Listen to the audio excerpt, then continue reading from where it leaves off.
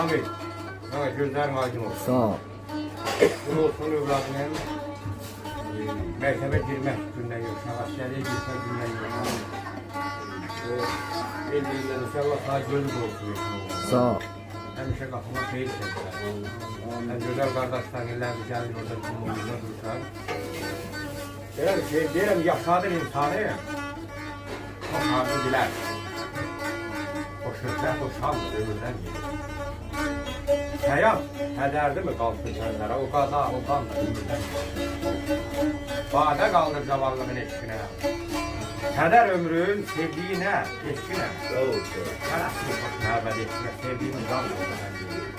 Dərdi çoxdur, torpağın da, daşın da, aləm yaxın gözlərimin yaşında. Əyləşmişik gözlərimizə başında sakalaşmaran sonra. Buranın, rəqənin sağlada. Kimsin deyək gözlərim buradan getirmədə yalandır. Rəqənin gülərim, saniyatına gidelim. Ağa, həmin deyiləm, həmin şey var. Sağ ol. Sağ ol.